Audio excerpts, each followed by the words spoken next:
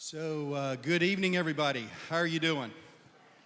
Great day to be a Panama City resident, and how exciting for our community. Thank you all for coming. I know there's several more that are still coming in. There's many that are still signing in, but we want to be a respecter of your time. I've got to give one administrative announcement to all the speakers. Speakers, if you'll listen to me, that you'll stay between this speaker and this speaker when talking, because we only have one camera so that we can record it. Otherwise, you go off view. So, sorry for that administrative announcement. As far as restrooms are concerned, men's restrooms are off to my far left over here, and the ladies' restroom is right out this center door to the right. Water fountain is right around the corner in this hallway. We are delighted you are here tonight. Wow, what an exciting journey this has been to see a citizen-driven process that has brought us to this day. And I couldn't be more delighted that Team Haggerty, which includes not only our FEMA consultant of Haggerty Consulting, but also we have Victor Dover and Dover Cole Partners, who is our urban planning capacity. We also have HRNA, who is our economist that's been helping us to figure out how to make our economy more resilient and robust. And then lastly, we have K Global, who's our communication company that's really helping us to get on the national scene for awareness. In fact, today I had an interview with PBS. They're coming to town, and there are other media outlets that are wanting to come because they want to know our story. I think we got a few stories to share, don't we? But what a delight it's been to go down this journey. And so with our teaming partners, today is kind of the incremental process that we outlined several months ago. Tonight's town hall meeting is designed to give quick updates with regard to how we're moving forward with our urban planning concept. And I'll turn it over to Victor Dover here shortly. But having said that, this is an iterative process. So the concepts that you see tonight are still in draft, still fungible. We can still massage it. We still want citizen input. And there will be opportunities on rebuildpc.org, the website, where you can continue to provide your input, your thoughts, all of those things, because the final plan will come from Team Haggerty and Dover Cole Partners and be presented in a final format in October at a city commission meeting. And then once we get our plan, we're going to move out. Let's rebuild our city. What do you say? Great idea?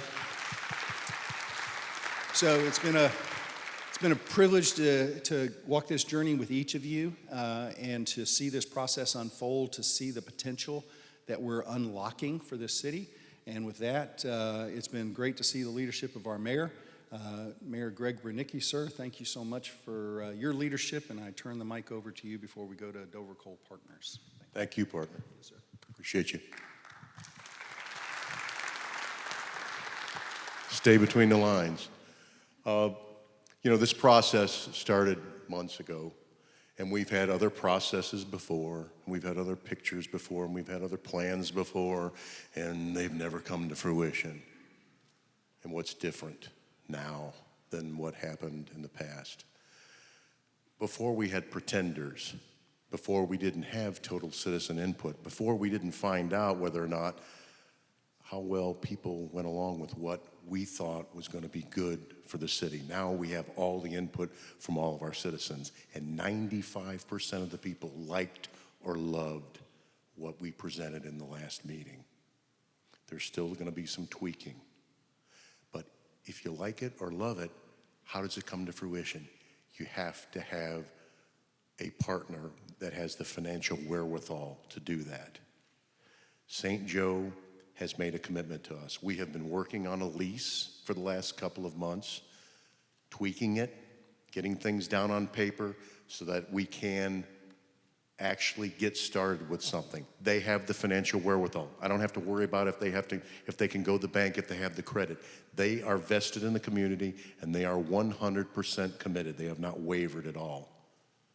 So it's up to us, it's up to you all to present a plan, to create this plan, which we've done, They have the financial wherewithal. They have said there's going to be $22 to $25 million spent initially on the marina project, and it's coming out of their wallet, because everybody's saying, who's going to pay for this?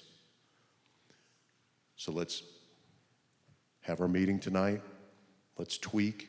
If there's people that are not here, that couldn't be here, that may send us information on the internet, there's other ways to get information to us to make sure that we have everybody's involvement.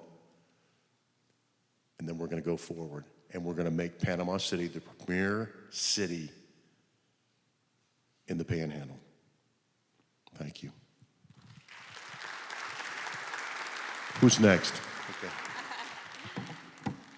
Thank you, Mr. Mayor.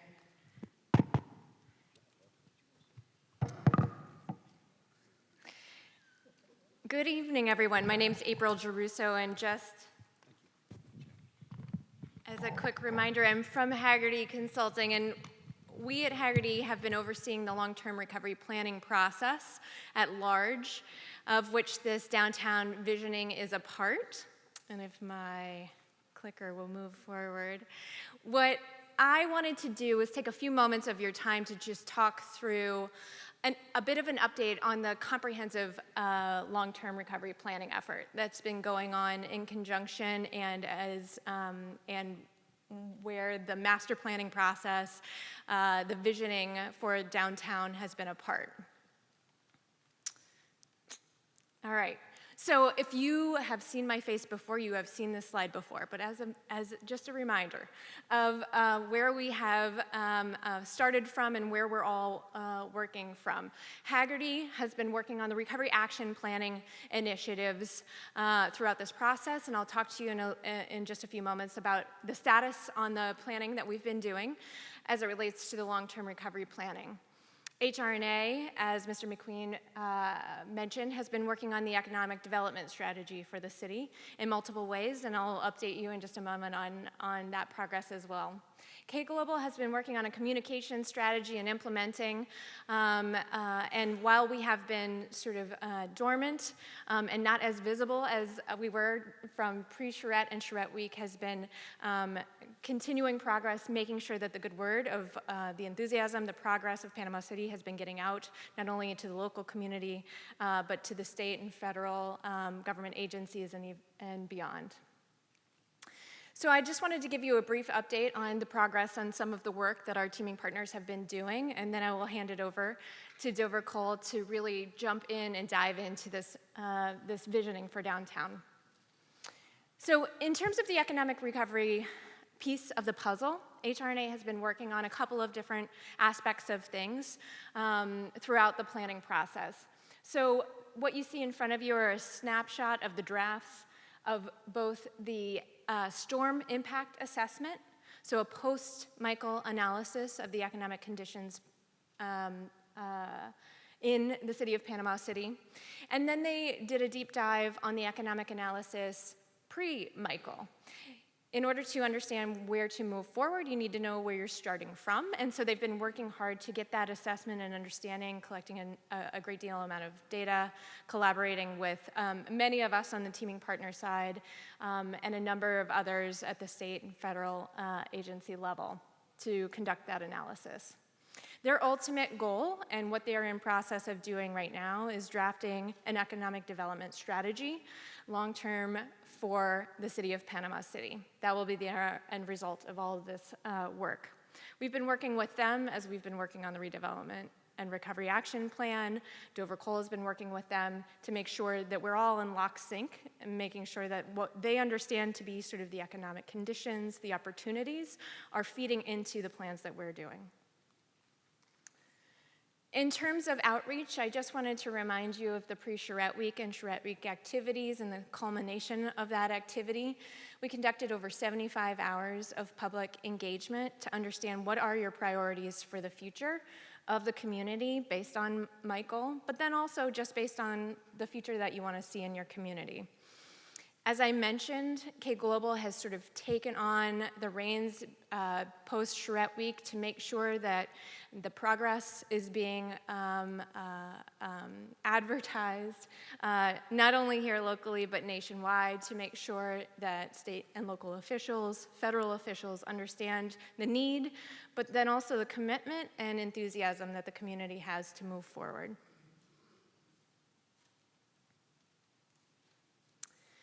So we at Hagerty have been working on a number of different elements in this long-term recovery planning process, and I'm just going to go through them very quickly for you and the status of each. So in front of you here, you see that we have put together we call it a final draft, though it's going to be updated towards the end of September so that it's got the latest and greatest data, to identify the overall impact of Hurricane Michael based on that HRNA data, but then as well as some other analysis that we've done, particularly related to recovery-related grant funding, to identify not only the impact of Michael, but the needs that remain in the community to effectively recover. And so what's important about this document is a couple of things. It's good to set a baseline in terms of setting the stage for priorities and next steps for recovery and redevelopment. But in addition to that, it sets the stage for the need that is out there for state, federal, and other related dollars. This sets the tone, the tenor, the pace, and is the data that is used by state and federal agencies to understand what the financial need is of the community and where to set their priorities in terms of funding those needs here locally. The other document that we've been hard at work on, based on the impact assessment, but then also heavily influenced by the public meetings that we held during pre-Charette and Charette Week, is the Recovery Action Plan. And the Recovery Action Plan is organized with a series of goals, strategies, and actions. Now, I know that you can't read this. It is in draft form. And so what we're going to be spending October with you all doing is going through this document in more great detail. But what I wanted to show you was a snapshot of sort of the draft of what this is looking like and explain a little bit about what the goals, the strategies, and the actions are. The goals are aligned with the lines of effort, the 4 lines of effort that I'm sure you've heard us all talk about. There is infrastructure, quality of life, the economy, and then and safety and security. And so within each of those overarching goals within the plan, there are strategies. These are the priority areas in order to meet those goals. And then there are actions. These are the projects, these are the policies that need to come into play and be implemented in order to effectively recover from Michael. Now, what I'll say about the Recovery Action Plan is that it is specifically tailored to Michael, meaning if there is a need that was identified as a result of Michael, if there is a project that is identified as being fundable as a result of a one-time grant opportunity from Michael, it lives within this plan. But you guys came up with a great amount of ideas that sort of live beyond that. So where does that happen? Where does that live? Well, another document that we've got in the works, in process right now, is the redevelopment plan. This is basically a compendium of the Recovery Action Plan, the 2050 vision for the city that doesn't fit neatly into the recovery from Michael. What about these other activities that are goals and priorities for the city that don't fit neatly into this can be funded or is directly tied to Michael-related activity? So the redevelopment plan will build on many of the strategies in the Recovery Action Plan, but you'll see some new ones as well. All of these are tied to a timeline in the redevelopment plan and the Recovery Action Plan. They're tied to a timeline that show progress, incremental steps for these projects in increments of time. So between now and 1 year to show some progress being made more immediately, between 1 and 3 years, sort of the midterm. And then for the longer term, shovel in the ground, building up, recovering, long-term strategies, there's the 3-year plus activities that are listed in each of these plans.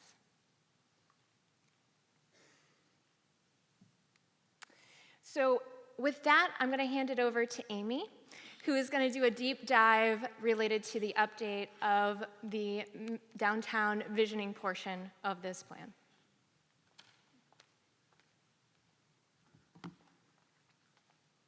Thank you. I'm Amy Groves with Dover Cullen Partners. I met a lot of you, I think, in June during our Charrette Week. And since then, we've been hard at work, taking all of the ideas and all of the drawings from that week and making refinements and making some new drawings and documenting everything in this report, which just went on the rebuildpc.org website last weekend. I'm not sure if any of you have had a chance to look at it yet, but tonight, the purpose of tonight's meeting, we're going to walk through what's in that plan and hopefully start to get some feedback from y'all and hope that you have a chance to dive in a little deeper after that. And so I'm going to start just by introducing what's in the report. And this is not working very well. Okay, here we go. So starting just with the table of contents, I'm going to zoom in a little. So the document starts with an executive summary that talks about why we're doing this plan, background information about the downtown, a recap of the June charrette process, and then the real meat of the plan is what we're calling the 10 cornerstone ideas. So I'm sorry about that. It's acting up. Okay, so 10 cornerstone ideas. These are kind of the main ideas for downtown. Victor is going to talk through each of these in a lot of detail in just a few minutes, so I'm not going to spend a lot of time on them right now. And then following the ideas, we have an implementation action plan. So that's been added since the charrette, basically a set of 77 action steps to implement the plan. So this is the background section and just some sample pages from the report. Again, it has physical conditions of the downtown, the demographic conditions, market conditions, really just a kind of a recap of what the setting is and thinking about the history of the town and where you all have grown from. So here's our study area, basically the area south of 6th Street and bounded by the water, the historic downtown.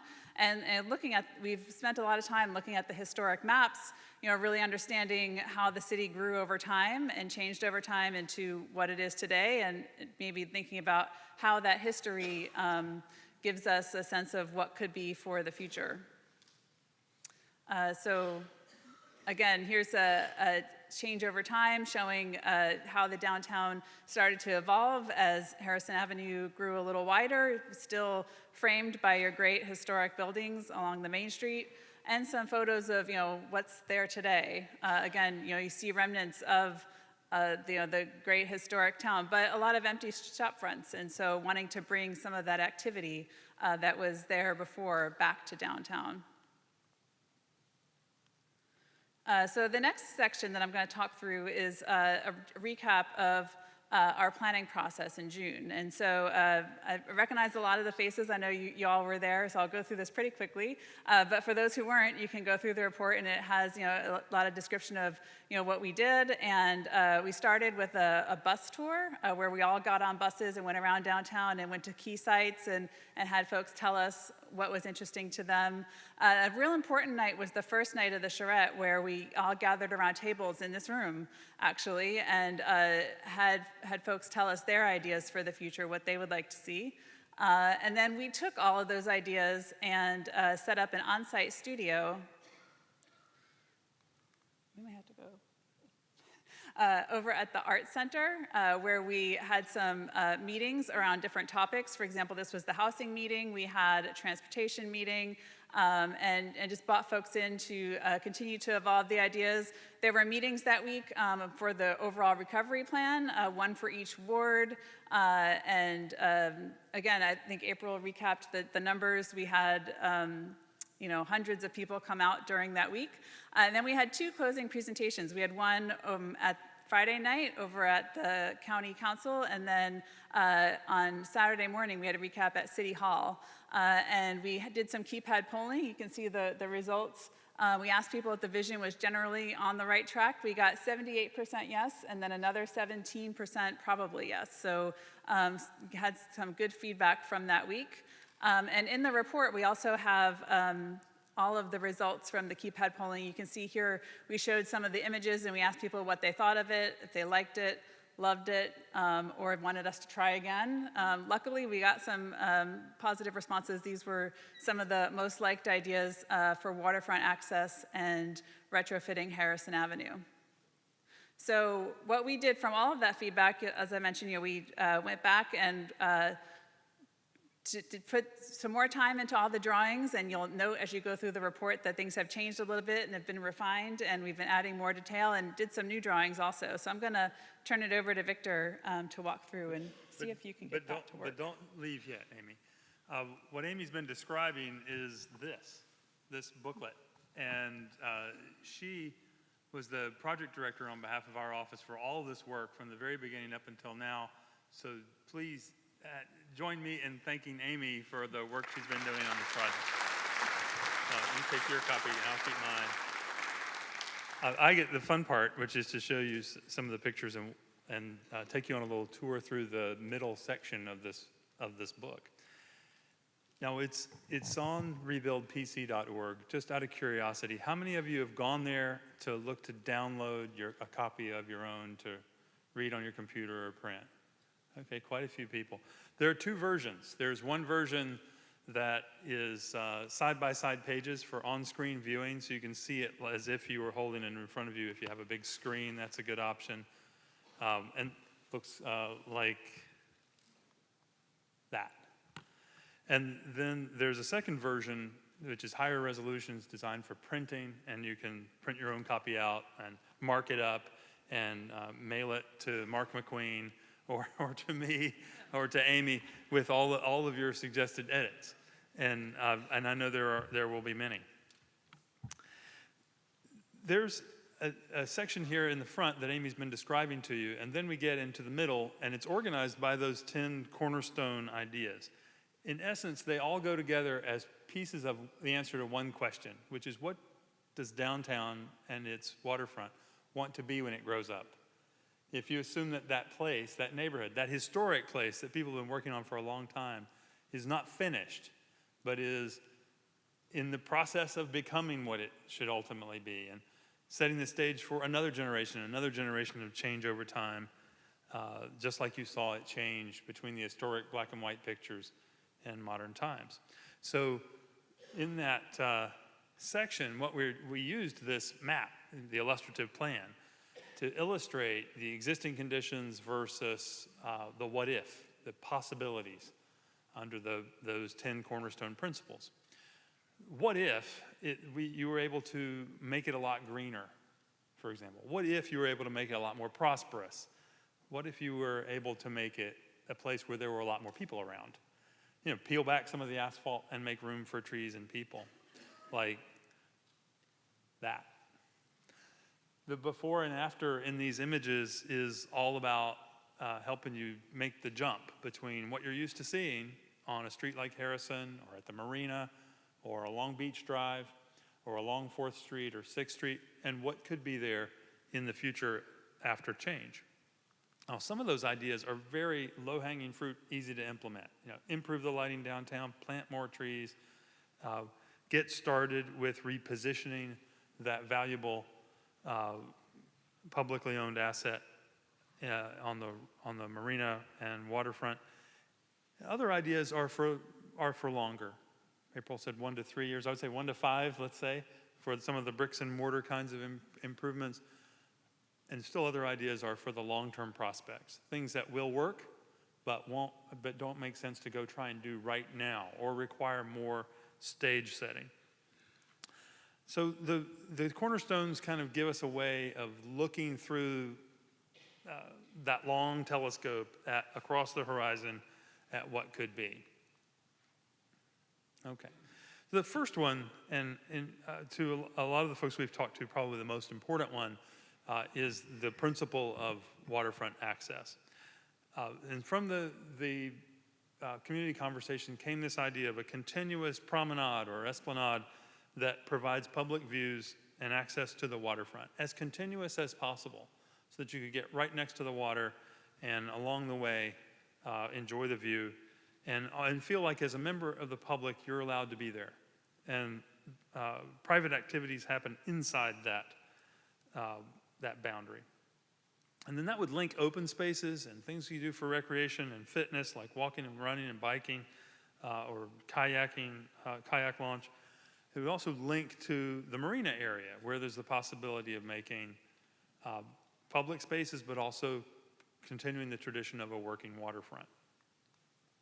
So the sort of symbolic, I think, placeholder for now, given that there's been no engineering and it is on our part still a what if a portion of the marina were leased to a hotel developer and allowed for, in the way that the mayor described, and allowed for the space between the hotel and the water's edge at the marina to be very, very public. A wide walking path and a tree line and a generous place to bike back and forth. So we created a series of illustrations. Many of you have seen the early versions of these. Here are updates which illustrate that idea happening. First, the hotel and public spaces and the promenade along the water's edge are created. And then over time, more of that scene is filled in. It could begin with some temporary or short lifespan buildings and then later become more complete with more permanent ones. But the main thing is that big concrete rectangle is set up like a great address, with fronts of buildings facing public spaces and streets, and the back of house operations screened from public view, so that there's more to enjoy. And of course, having people there overnight and over the weekend would help fuel the renaissance of other things downtown, like, for example, hotel guests coming and using the restaurants in downtown, or everyone in the town being welcomed into a green space that's created adjacent to the hotel, but open to everyone. So that's that illustration. Now, we kept this concept of the promenade going beyond just right on the marina where you just saw it. For example, as you turn the bend going west and parallel Beach Drive, there's more land there to be redeveloped. The promenade can continue. There may be places where you need to have two parallel ones, and I know it's a little bit difficult to see on the small maps, but you can see dark blue lines and light blue lines, with the idea being that the walkway can go around properties that are not publicly owned, but in the meantime, the promenade could continue through properties that are publicly owned. This is the subject of great negotiation anytime something like that is proposed for private property. So you're seeing a Beach Drive trail, which could connect eventually to something that would allow you to bike from downtown or the Cove all the way to St. Andrews and back. So what if in that situation? Here's that property along Beach Drive. And here's the concept for the promenade. In this case, hugging a living shoreline to help start the adaptation for sea level rise in that location. And then here, a build out, which has a combination of new public space, like that square you see in the center of the screen, and private development around it. Now, things like those public spaces or the promenade cost money. They don't just come for free. They don't come from Santa Claus. And so, or the Easter Bunny, they just don't appear on their own. They cost money. So there's a search here in these what-if drawings for a balance between income-producing private development and the money that generates helping support the costs of implementing and maintaining public things for everyone's enjoyment and quality of life, like the promenade and public spaces. The second cornerstone idea is downtown activity. Remember when I said a minute ago, if you had a hotel operating downtown, for example, the hotel guests would help buy meals in the restaurants? Okay, well, that's the fundamental idea. we need to turn the lights back on for more hours of the day and more days of the week in more of the storefronts, especially along Harrison, but in other places as well. We've suggested a strong focus on Harrison because of its collection of historic buildings and recognizable places, its direct connection to the place. It's really the community's living room. If you want to make an active, livable downtown, you're going to have to reset the brand of this place. You're going to have to build a postcard picture in the minds of people who are thinking about coming and visiting. And that means first quality architecture and public spaces. And it means more than one thing to do. So you need a mix of uses, and this is all described in there, how you do retail, restaurants, but also recruit offices and other jobs, and arts and culture destinations in this area. So this particular cornerstone makes us look back at the history. I like this picture in particular because you can see that Harrison Avenue was once a tree-lined grand avenue. You see those shade trees going down the street? Those trees were lost to other things, to storms and saws and other priorities. Harrison Avenue now is a really hot street to walk on. We were there today. And to restore it to full enjoyment means more than just adjusting the width of the sidewalks. That's absolutely crucial. And it means more than just slowing down the cars that drive too fast, though that's also crucial. And Rick and I will both touch on that subject. It means planting shade trees. So to illustrate how different it could be, we did this sort of very aggressive before and after picture to illustrate that there's room for a lot more shade. And it's not to suggest that what you're seeing depicted there is exactly the number of trees or exactly the height they would be on a certain date a number of years after planting, because obviously there's a lot left to determine. But the before and after tells us that you could have a much shadier street. It's just a matter of deciding you want it. Now, to make room for that, you would need to adjust some things that occur on the ground plane. We know this has been much discussed. It's time now to go do it. But the big move is changing the diagonal parking to parallel parking. Now, parallel parking is normal on 95% of America's most beloved main streets. So, not that there's anything wrong with diagonal parking. It is a good solution to have on the menu.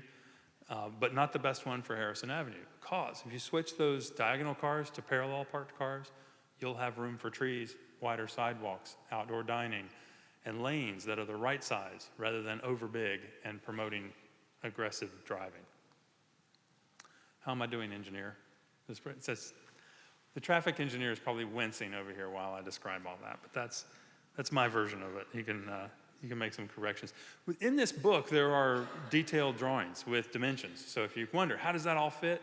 You just turn to this page and it shows you a cross-section with numbers of the existing street and what it would be like under the change I just described. Now there's a special opportunity where 4th Street meets Harrison. You all know that's where the big bend occurs in the street. That bend is not there by accident. It's there because your topography bends. And they kept Harrison Avenue on the ridge because the founders of your town were no dummies. They knew they didn't want their main street to flood. So they bent Harrison at just the right place to keep it on the high ground. But that means you create a focal location looking in 2 different directions. You look down those long vistas, and that's an opportunity to create a special space and to send a message to everyone who sees that long vista of what that could be like. So in the cornerstone that I've been talking about, you'll see illustrations that propose turning that intersection into a modern plaza, which is big on people space and just right on car space. And we deliberately proposed to put something in the middle of that intersection that you have to drive around. It could be a tree, it could be a monument of Commissioner Halligus on horseback, or a skateboard or something. And then, but it doesn't matter what that thing is, but that there should be a focal feature in the center of the road and you drive around it. Now it's similar to a modern roundabout, and Rick will talk more about that in a little bit in terms of its operation, but it doesn't look like car space. It looks like a space well when on the most special days in town, when you're having the parade or you're having a festival, when you close it, it feels like the whole space belongs to the people. There's a little animation here that gives you an idea. You can just watch how the car and the bike go around the roundabout.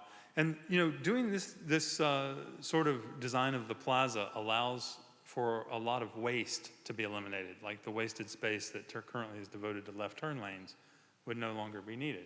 So you see the cars can enter from the adjoining streets, all of them 2 lanes wide, which means slow and safe and easy to cross.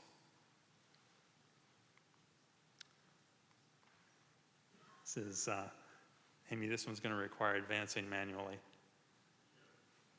Okay, there we go. So here's a before and after. There we go. We must be like 1 foot past the range of this thing. Okay.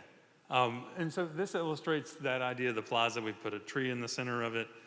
It also is a good place to think about the architecture that receives that long view at the end. And so we suggested that there be yet another addition to the historic City Hall and Police Station building to allow for something that is substantial enough to hold that vista. And if you're listening to your economic development advisors, they'll probably strongly recommend you find a way to put some cell phone apparatus up in that thing to lease that out and pay for it.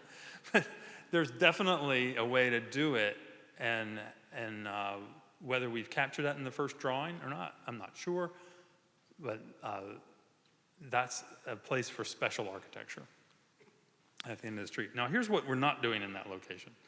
This is a roundabout like you might find out in the suburbs, where there's no question, this is not people space, this is car space. It's much safer than a regular intersection or a 4-way stop or a signalized intersection, and that's good.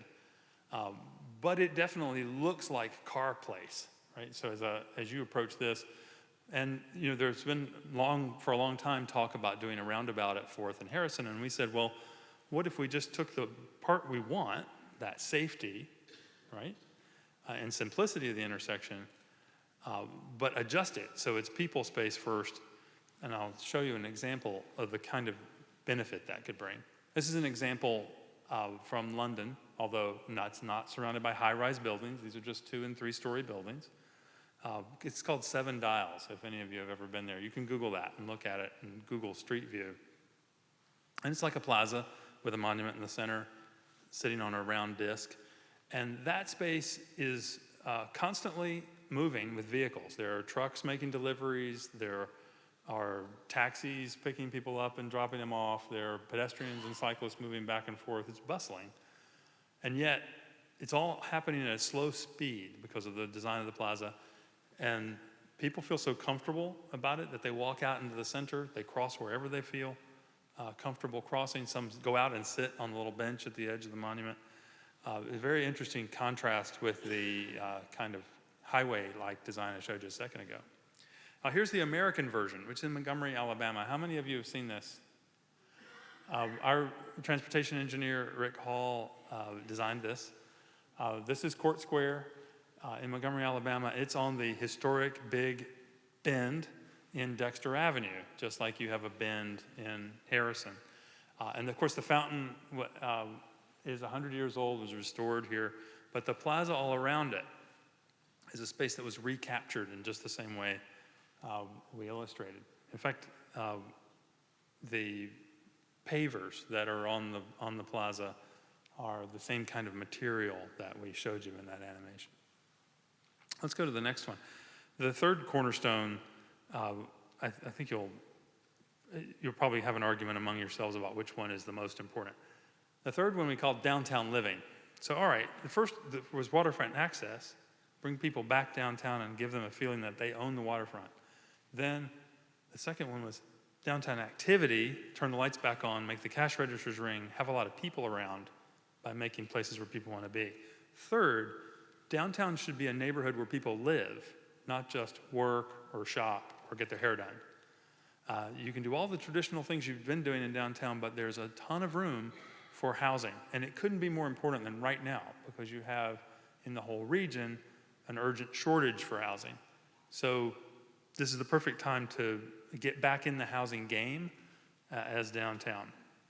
So that mix of uses draws in and supports a residential community, a neighborhood. Now that could be many types of housing. It could be apartments and condominiums. It could be small accessory dwelling units that are part of other functions. It can be cottages. It can be row houses or townhouses. It can include housing for students, for seniors. There's a lot of possibilities for the way you get more people calling downtown their residential address. Now, when you do, there are some other things they're going to want. They're going to want a pharmacy that they like. They're going to want a grocery store that they like. And those two things have to be brought up together. There's an old saying that retail follows rooftops. We need more rooftops in walking distance of the retail in downtown. So to illustrate that, there are some big, pretty colorful two-page spreads in the booklet that take individual opportunity sites and again ask the question, what if? For example, there's a large opportunity site, a parcel over next to Bayou Joe's along Masalina Bayou, which is the perfect place to implement a combination of row houses or townhouses and apartment living. This is something that can be begun at a smaller scale, and then when the market's right, take advantage of the opportunity and build a little bigger. But it's not something that needs to start with really tall buildings. It could be something that's done with present market in a low-rise way. So what if? The fourth cornerstone is about safety and security. There are a couple of dimensions to this. Certainly, having more people around in the way I just described is the most important thing to do to make it feel safer. And nothing will succeed like success where that's concerned. So we need to bring people down with more activity. But we also need to do some basic things like improve the lighting downtown, enhancing the lighting to give people the feeling of safety and security so they can go and others will follow. The second dimension this part of the book covers is about code enforcement. We're going to come up really soon here on the 1-year anniversary since the storm.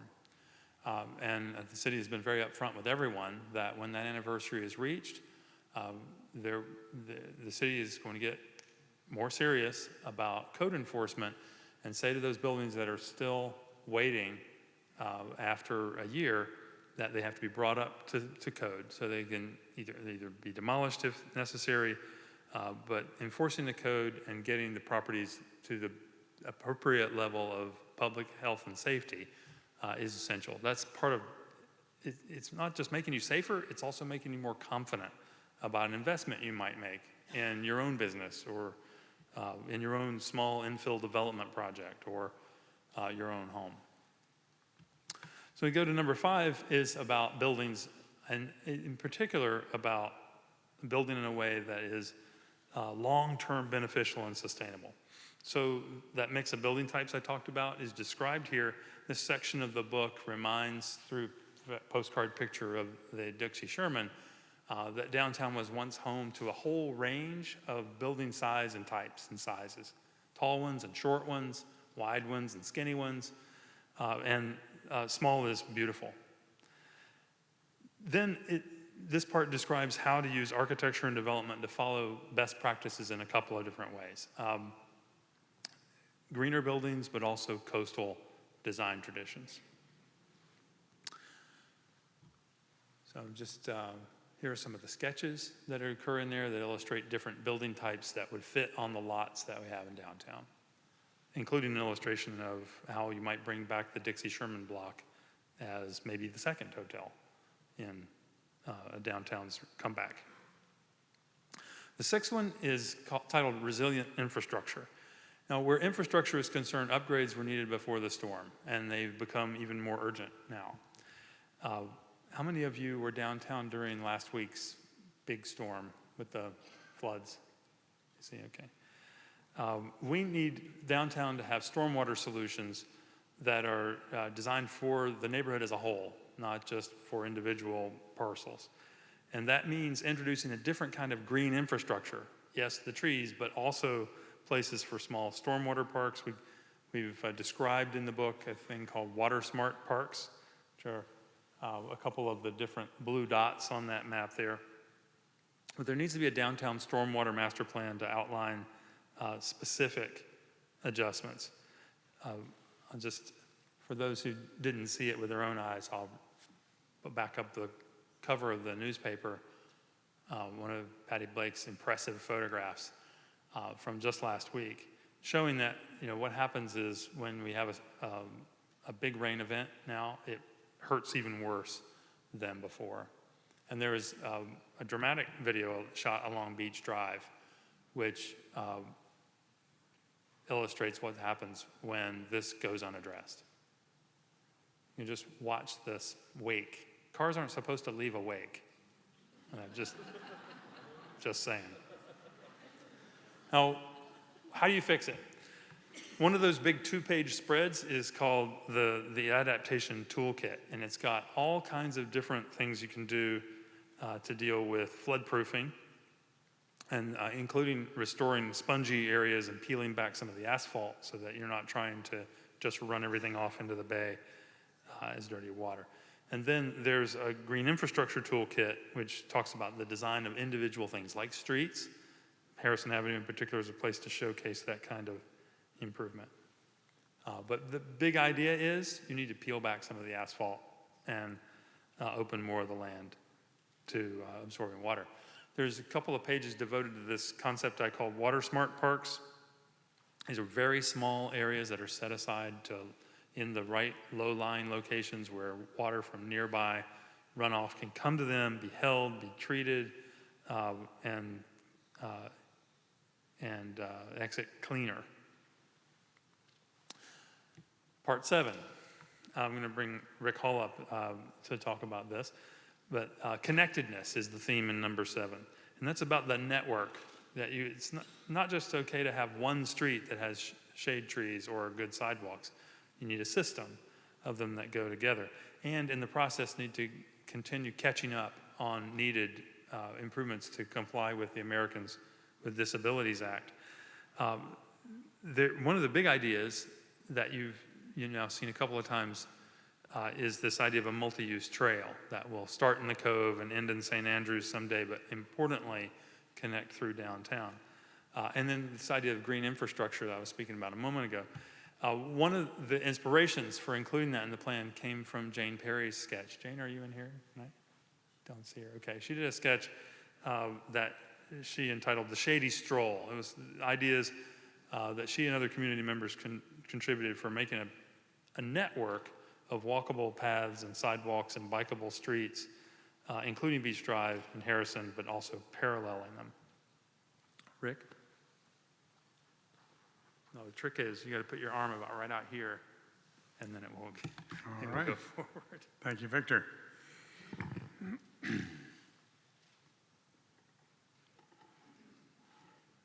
Nope. That's the wrong button. There you go. Don't look at this. Yeah. Look at those.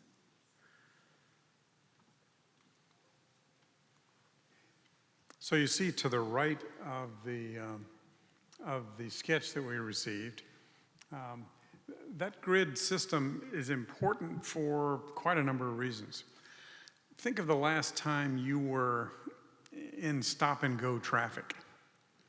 Your stop-and-go traffic was generally when you didn't have any other options to take. There was nowhere to turn right or turn left to get out of that long queue that you had on, say, 231, 4 miles north of here, because the network was too thin. But the idea here is to create enough of a network that if you're down there on, say, Wednesday at 7 p.m. and everybody's trying to get into choir in a place like this, that's when some of your traffic congestion occurs. Well, you know that on Wednesdays you just avoid certain streets and go out on other streets. And so you can learn, especially as locals, how to avoid the congestion, but you have a diversity of street options to take, and that's pretty much the secret of it. There was an amnesia that we went through as street design engineers after World War II, in the 50s, 60s, and 70s. We forgot to to design the urban walkable streets like we knew how to in the 20s and 30s before the Great Depression.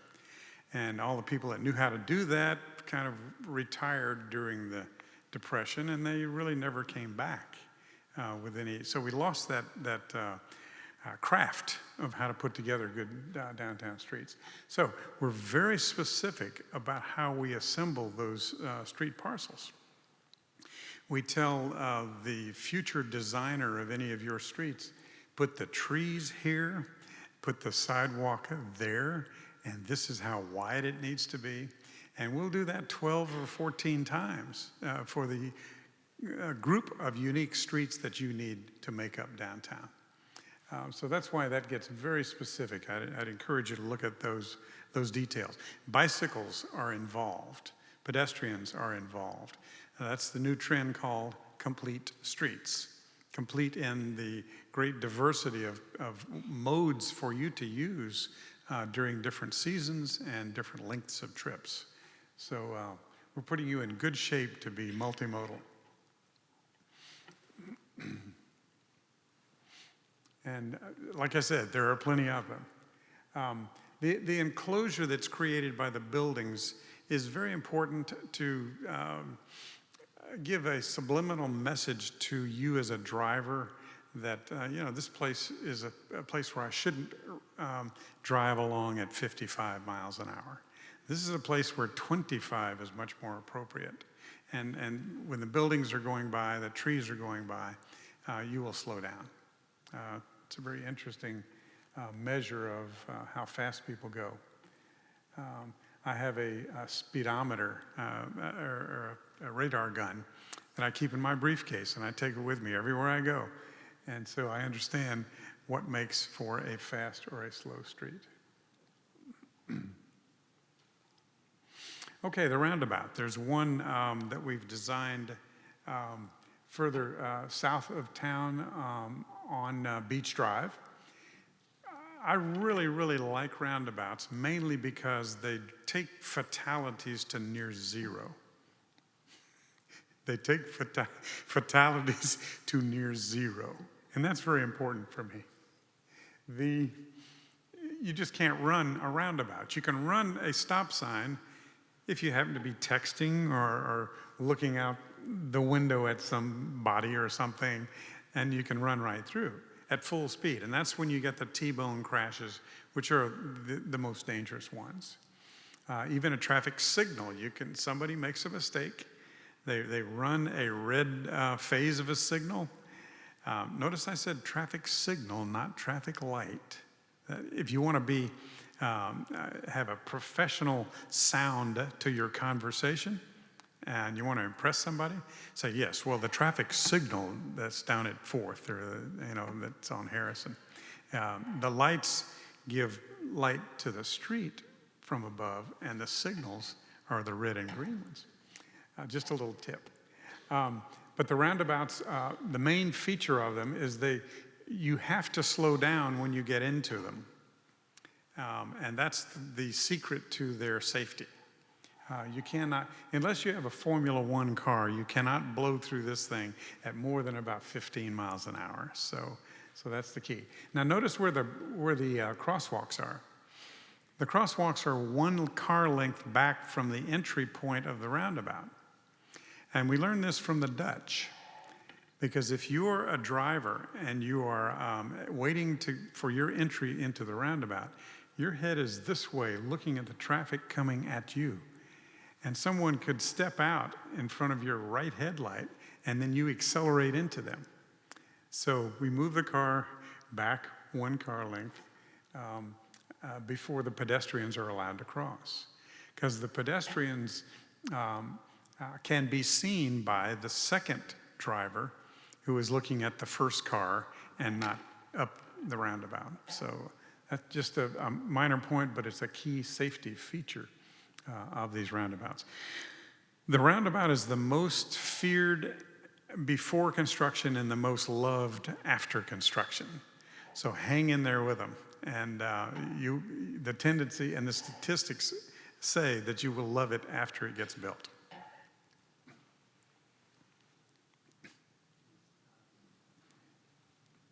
And the red square indicates where the roundabout is. And here's the second one that we've recommended for you. And that's right at 6th. It's right behind this building, frankly, to the side. You need a transition for Harrison as you're coming down from 231 and 98. When you get to this point, you go through that roundabout, and even if you were going at a little higher speed north of here, then you'll get a sense that, hey, this is a change. This is a gateway to the downtown, signaling a change from more auto use to less auto use as far as the dominant mode. Parking, critical. For the people that are not fortunate enough to live in the neighborhood so they can walk to a restaurant or the post office or the church, if they have to bring their cars. And you hope they would bring 2 or even 3 other people in those cars, park them once, and then 4 people get out and scatter around the town with their walking. But the parking is still critical. The orange lines are parking on street, and then the rectangles are parking off street in lots. On-street parking is another element in that street enclosure where if you're driving along and you see parked cars, then you're not as likely to speed by them as you would on a street that has no parking at all. So that's one aspect of it. The on-street parking is very good for the businesses. On-street, in surveys we've seen, is the most popular place to park in main streets and downtowns like this. Number 1 is on-street, number 2 is a lot, number 3 is a garage, in that order, for the general driving public. So the on-street parking is important. In walkable communities, we park almost all the streets in a downtown area or a place that has a commercial interest. There are 4,000 parking spaces that we counted in your downtown. 4,307. Yeah, well, yeah, he counted them. Over 4,000. That's a lot of parking. Now, the reason it may seem like you may have a parking shortage now is some of the spaces are separated by a length of street that is not so comfortable on which to walk. It may have no shade, it may have no trees, it may have no benches, no attractiveness. But once the downtown is brought up to a new level of walkability, then those parking spaces will not seem so far away because it's a pleasure to go from A to B. Like in some places, it is not yet.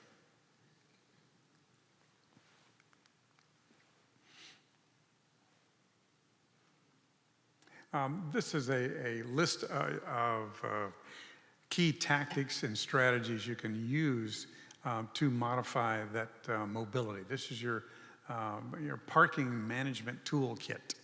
And there are a lot of different fundamental things that have been proven in a lot of places for you to use for your parking strategies. There you go, Victor. Thank you, Rick. Now, nobody goes to Paris to see the parking lots. So parking is important, as he said, but we also need to bring parking into perspective. That having just enough, but not too much, is part of the strategy. And so this parking management toolkit is designed to help you optimize the parking spaces you have, minimize your need to create new ones, although you certainly will in the fullness of time, particularly to replace some that you displace with buildings that would be better positioned where some of the parking spaces are now. So you will be building your way out of the problem as you go, but you won't get there by treating it as a private matter on every private little lot. So this is the big jump, is realizing that of all the things on the parking toolkit, the one that makes the least beneficial difference is the minimum parking regulations in the zoning. And so we probed around on this a lot, and we heard a lot of support for the idea of following the lead of hundreds of other municipalities around the country that have been greatly rolling back minimum parking requirements or eliminating them altogether for certain neighborhoods where they wanted walkability, like downtown. So if you would to take that step, you'd want to know, well, how's the parking going to work if we do that? And that's why it's given so much attention in the booklet. I'm going to switch gears now to the last couple, and these will be quick. But we titled number 8, Placemaking, because it deals with two very different kinds of interrelated things. Basically, you're trying to create a place where more people want to be, where they'll come more often and spend money and see others there and bring confidence to the space. But the places where people want to be aren't just functionally easy to access and use. They have to have that. But mainly, they're the places where human creativity is on display. You can see other people, but you can also see art and artists and architecture and creative signage and music and the like. And so making a downtown creative place is the subject of this section. There are two important ways to do that. One of them is with rebooting your historic preservation movement. You've had one for a long time. You know, the Historical Society has done extraordinary inventorying and educational efforts over the years. There's a lot of information already available about the wealth of historic buildings in downtown Panama City. And preserving a number of those buildings is a really important thing for the future. This is how you make a connection to the history of your place. The places where people want to be generally are not made entirely of new buildings, but of combinations of beloved old ones as well as well-designed new ones. So in order to do that, historic preservation becomes key. Now, despite the fact that you have a number of historic buildings that are great, and they can be refurbished with tender loving care and made really showcases of the creativity on display I talked about. But that's not really at present backed up by the normal full suite of tools within your city land development regulations, budgets, policies, and so on. So the recommendation here is to basically get serious about historic preservation. And that'll mean a couple of different things. One, incentives, like tax abatement, for example, for those who spend money investing into the rehab and reuse of historic properties. You can allow them to go 5 or 10 years with a reduced tax burden on the cost of those improvements, instead of getting hit with it right in the first year when they've just had all the out-of-pocket money to acquire and upgrade the property. That is an absolutely normal, proven tool that you can use, and has a big beneficial upside for the city. The cost benefit of the little bit of money you miss in years 1 through 5 or 1 through 8 is more than made up for by the benefit you get on the property and in the surrounding neighborhood for decades to come as a result of that. Another one isn't so much a carrot, but more of a stick. Most communities that are serious about historic preservation have what's called a demolition by neglect ordinance. Have you seen any demolition by neglect? I have in town. A demolition by neglect ordinance is pretty simple. It says there's no incentive to leaving a property that's falling down in ever worsening condition, because if you do, the city will exercise its right to send in a crew, stabilize the building so that it deteriorates no further, and send the bill to the owner, even forming a lien on the property, if that's what it takes. Now that sounds kind of mean, right? Interfering, but in communities that are serious about historic preservation, that's usually on the books and available to the city to use if they have to, and missing here. So this part of the book deals with those recommendations. Now the second part is about new things, new creativity on display. For example, having space for the arts and for artists in the downtown, and having an expansion of the murals program, getting systematic about your murals so that it's less of a gamble or a worry every single time a new one is proposed, and to go for absolutely world-class great examples, like you have one of at the preserve where Jane, seen there, did the beautiful mural a couple of years ago. More of that is what the Placemaking Cornerstone is about. I'm coming to the end. The ninth one is about gathering spaces. A number of you went on the bus and walking tour around downtown, and we stopped at McKenzie Park, and that's a picture shot at that time. And of course, McKenzie Park, as the tree canopy grows back in, will just get better and better. But really having strategic locations, not just deep within the downtown, but along the waterfront as well, where you can have public gathering, where you can go for a quiet lunch or meet a friend, is an important idea. So some of these maps that appear in the book are partly about setting up those great addresses for income-producing real estate and good things for the tax base, but also about framing, shaping, and reserving those kinds of public spaces. And so we did a little change over time sequence that illustrates the idea of the Marina Hotel and an accompanying green space of significance. This is all annotated and described. And then we fast forwarded to a very dramatic, but also futuristic what if. And that is, what if, and we don't know for sure that it ever would, but what if you decided to put the public boat ramp and the associated boat trailer parking in a different location? There are a couple of candidates that have been discussed. There's also the possibility, well, what if you simply fix the inadequacies of the current design of the boat ramp where it is, at whatever that will cost, and keep the boat trailer parking where it is?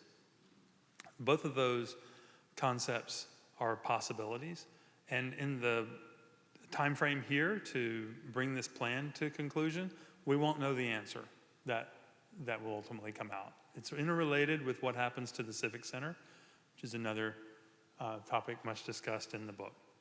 But so what we've done is we've imagined that there might be the possibility that both the Civic Center finds a new home. Hopefully most or all of its functions have a new home in the downtown, not necessarily on the most valuable waterfront real estate. And what if the boat ramp is relocated? And that's when we turned to these pictures of what happened when they took the battery in Charleston and took the area between the water's edge and the first row of buildings, and they made White Point Gardens. This is the most important public space in the city. And it's on a space where you can go out there on a quiet day and just enjoy the monument or the beautiful live oaks and see the view to Fort Sumter across the Charleston Harbor. And then on other days, it's the location where people have special events. It's a great place to get married or have a band concert, for example, right there in that space. So that would be the kind of thing you might do if you decided to relocate the boat ramp and the boat trailer parking. And if you don't decide to do so, you can save that idea for another day. The plan won't live or die based on whether you implement that one concept, but it's there for the making. There we go. Now, the last to the cornerstone is probably the most important in a technical sense. This basically says fix the codes, that you need updated standards. The land development regulations in every town undergo revision from time to time, and the time is right for you to do a round of revision to your downtown standards. The parking thing I talked about before is one, but there's more. You need to make those historic buildings easier to reuse. There are questions that need to be addressed regarding building height, regarding stormwater. We need to make it faster for people who are building small things to go in and out with a permit. And that's streamlining to make it possible for people who are taking a risk, whether it's a small one or a big one, to put one brick on top of another and build a place. They need to know that the city is their partner, and the rules need to be very strict on the things that matter a lot, like the design and the building to street relationship. And they need to be more flexible about the things that don't matter very much and are certainly a little bit beyond our control, like the exact use inside each floor of each building Over the next 100 years, every building you build will be used more than one way, I guarantee you. So that's an important part of it. Now, streamlining also can be extended to events permitting, because there is a lot of interest in bringing more events back downtown, and a lot of hand-wringing and consternation over the process one uses to get permission to do it. So that's also addressed here in that last one. Cornerstone number 10, fix the codes. And I'll turn it to Amy for implementation. Okay, so the last part of the report talks about implementation. You have all these great ideas. How are we going to get them done? And so basically, we have laid out an action plan of steps for things to happen in the first year, the near term, and the long term. And they're all organized into the topic areas you see in these 5 bullets. So the first thing is what are the priority improvements or the public investments? Second is the removing barriers to private investment. And incentivizing the desired type of development you want to see. Third, attracting more actions to attract more residents, visitors, and businesses to the downtown. Fourth is actions to build on your existing assets and strength. And then lastly is exploring various funding sources to implement the vision. And so it's impossible to read on this screen. I encourage you all to go download the plan and read each one and let us know your thoughts. There are 77 action steps to implement the vision, and we've laid out, as I mentioned, a time frame and a responsible party. You'll notice that the last column is blank for this draft. The last column will be detailing the potential funding sources. As April mentioned at the beginning, we're in the process of evaluating all of the potential funding sources in collaboration with the overall larger citywide recovery plan. And so we're going to be adding those to the next draft. So that's why that column is not yet filled out. I wanted to mention that the draft is online, rebuildpc.org for review, and it's also, we're going to have some hard copies over at City Hall, so if you want to flip through a physical copy, you can go and review it in a conference room there. And so I encourage you to spend some time with it. We have some feedback forms, which I gave many of you when you signed in. If you missed one, I'll come around with some more, and so if you can fill these out tonight, or you can take them with you and turn them back in at City Hall, or if easier, at rebuildpc.org, it is on the website, this same form. So when you visit the website, this is what you look like, and you scroll down from the home page, and that upper button there is where you view the plan, so you can click that. That's where you look at the plan. And then where that big arrow is, this is where you click to do the online survey. So if you don't want to fill it out tonight, you can certainly go to the website and fill it out later. I'm going to quickly recap some next steps, and then we're going to spend some time getting your thoughts. We're going to ask you to come up and ask your questions to us. So again, next steps, fill out the survey, tell us what you think. We are asking that everyone, if you could do that within the next couple of weeks, by September 13th, because we want to be able to make a round of revisions to this report in time for when the big rollout of all of the recovery plan documents happens in October. And Mark, I don't know if you want to get up and talk for just a minute about what's going to happen in October.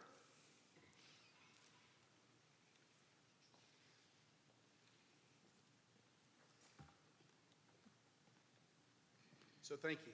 As I shared earlier, this has been a iterative process, and tonight's meeting is very essential to see what tweaks, what changes, what corrections. Are we on the right azimuth, or do we need to go in a different direction? And so we really want to continue to drive this with a citizen involvement. And your presence here certainly speaks volume, but your ideas on cards, online, are going to be cherished and integrated into all that we do. The next step, as they indicated, they're on a timeline to get this draft into final form, at which time Mr. Dover and his team will come back to a city commission meeting in October. Be well advertised. Don't know whether it's going to be the first or the second one in October, but it'll be in October, to come back and do the formal presentation with the final input that's provided tonight and through the 13th of September. And then at that time, the city commissioners will make their decision to accept and or reject, and then hopefully accept. And then we will now have our plan. And it's said that where there is no vision, people will perish. And there is now going to be a cast vision for our community. Wow, what an opportunity that is. So thank you so much. So with that, we have a microphone right here in the center. Hate to put you on the spot. We really want to get it recorded because we have the cameras going. If you have Q&A, I would ask that you come to the microphone here. Let us know your thoughts, your input, and I can tell you we've got copious notes being taken, and that we will be able to integrate your input to this process. Thank you, sir. Come forward. Hello? They're working? I had a good fortune to be in Denver. I come from Colorado. I've been here for 14 years. A little louder? Yeah. Oh, whoa. No, come close. I come from Colorado, but I've been here for about 14 years in Panama City Beach. And I was fortunate enough to be there when Boulder did its 16th Street Mall, and when Denver did its, Pearl Street Mall, and Denver did 16th Street Mall with IMPay and all the Rudats and things we did down there.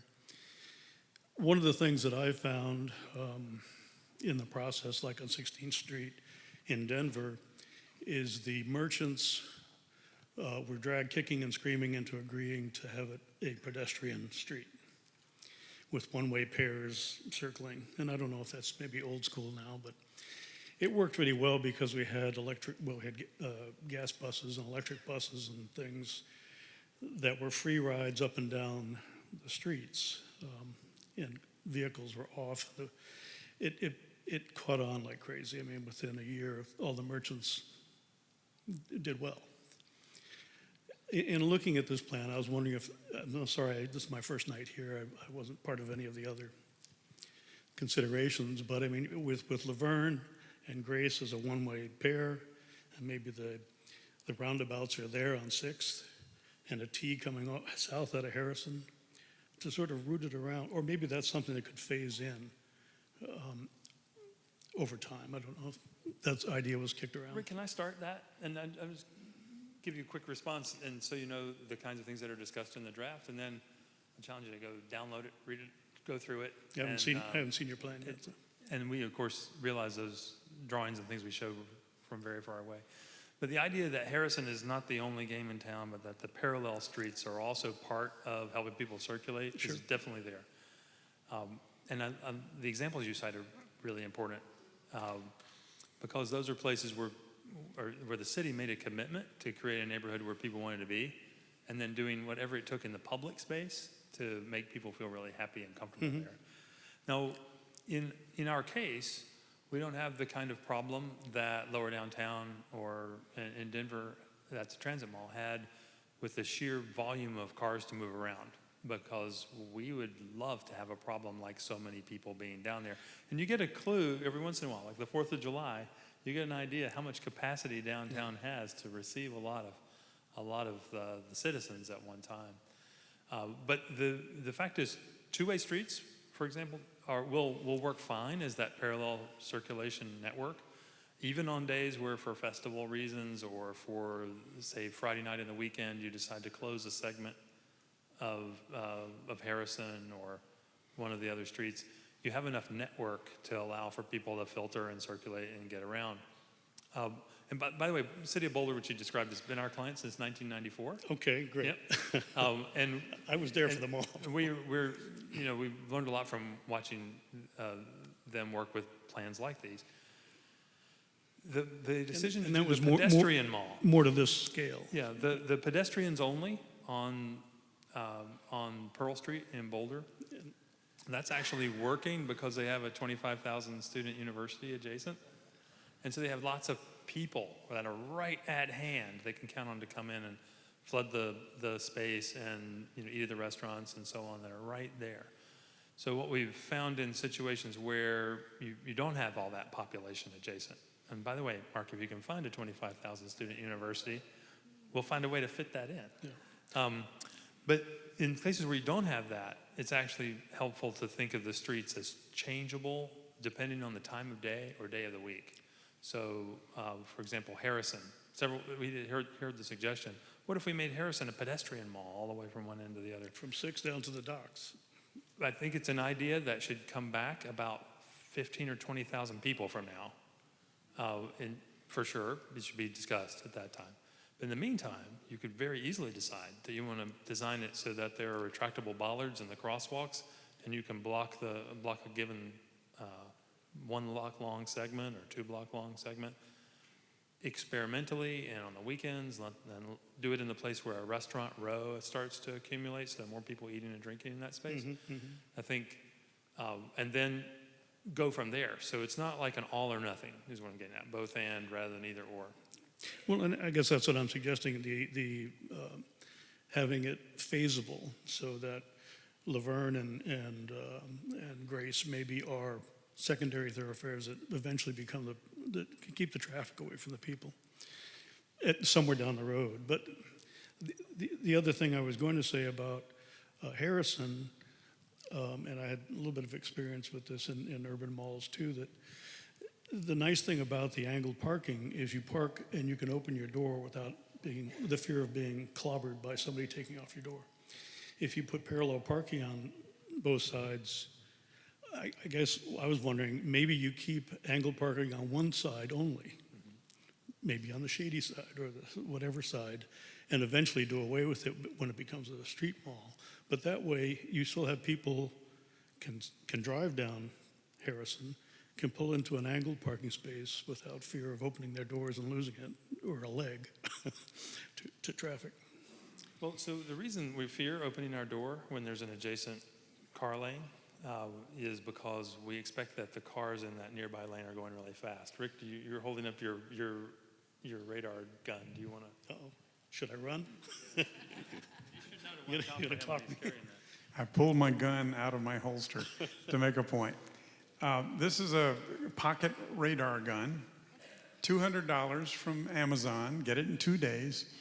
It really helps you understand the velocity of the motor vehicles.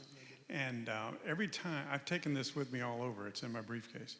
And every time I measure a two-way street and a one-way street, the one-way is always faster.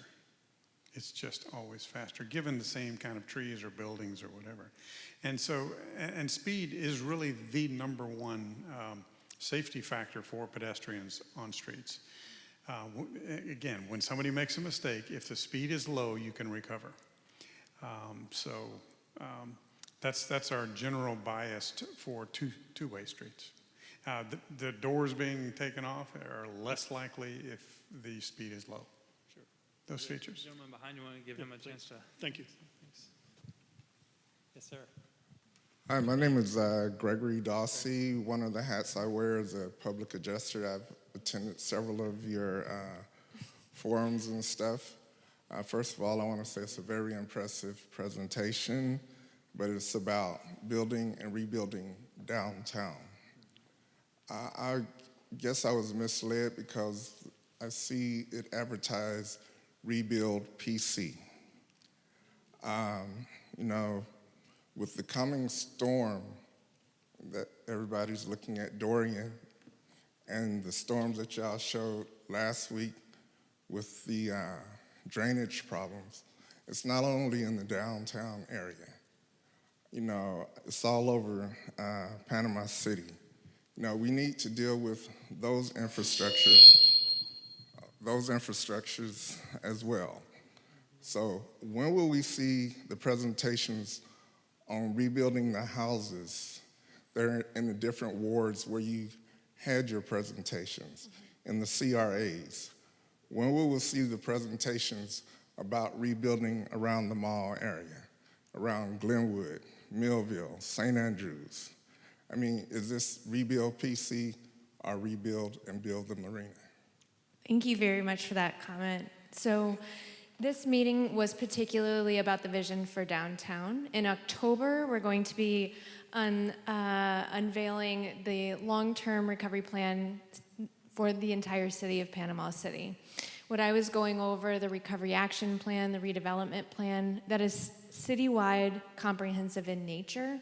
Those recovery actions, priorities tie into the downtown vision, but expand beyond that. So to your point on stormwater, one of the actions related to Hurricane Michael and its aftermath, one of the recommendations is not just a stormwater management plan for downtown, which is DKMP's vision and mission within this project, but a recommendation for a citywide stormwater management plan, because we recognize that there are issues that need to be resolved citywide.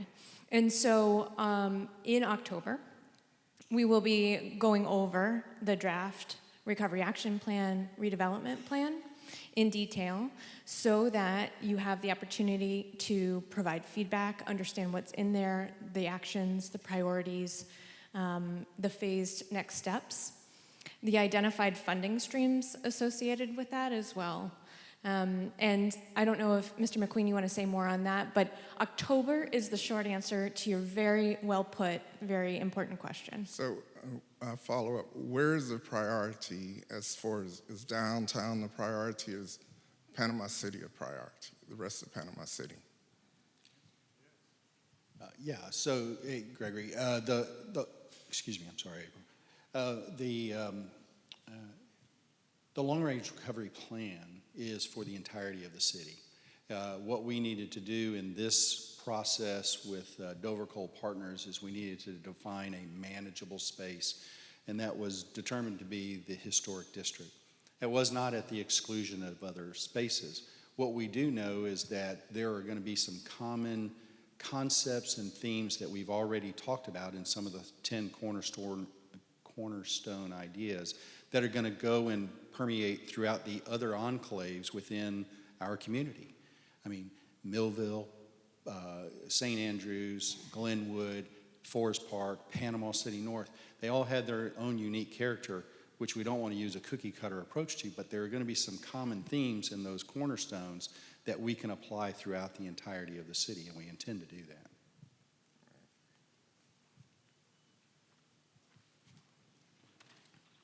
Yeah. Come on in, Joel. Hey, Joel Holsteg here. I live downtown or really close to it, and seeing the vision, I'm really excited to see what the future holds. So I guess the question in my mind is, what is the timeline to being able to see that come to fruition with the waterfront and with making downtown a more walkable area, pedestrian friendly? So, great question. We're going to start next week. Okay. No, Joel.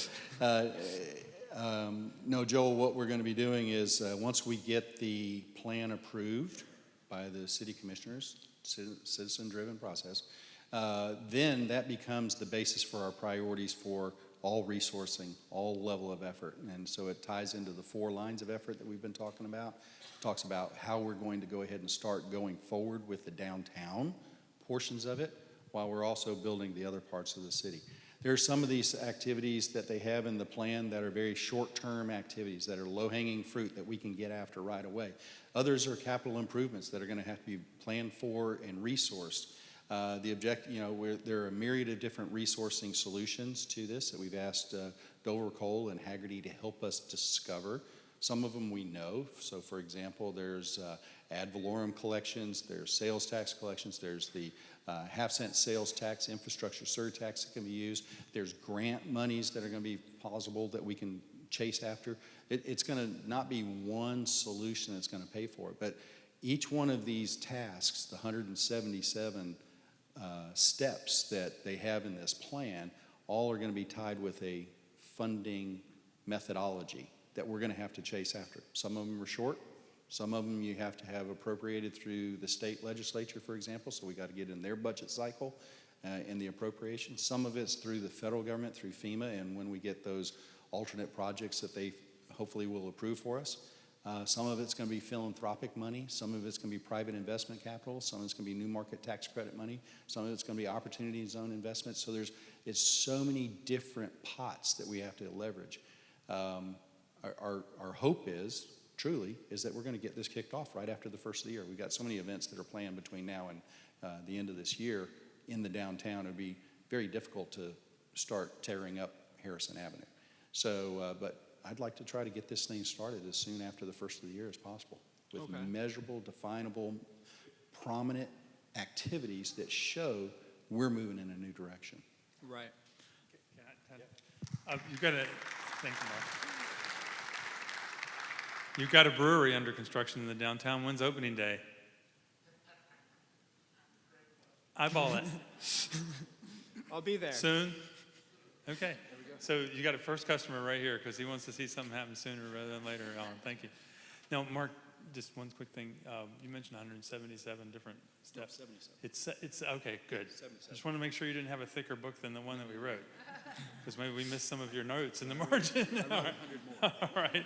We probably thought of 100 additional things we could do while we were presenting. I had another question, and that's the other question is that as we make structures, as we move forward and build, are we making and using innovative technologies so that, say, worst case scenario, the same storm rolls through, that we're not looking at the same damage? Is that? Yes, in short, yes.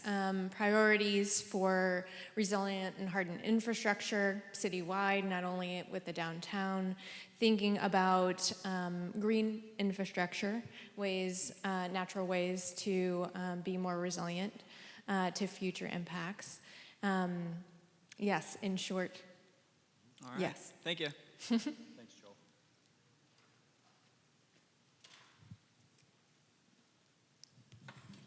Hi, thank you for the opportunity of having this meeting and being part of it.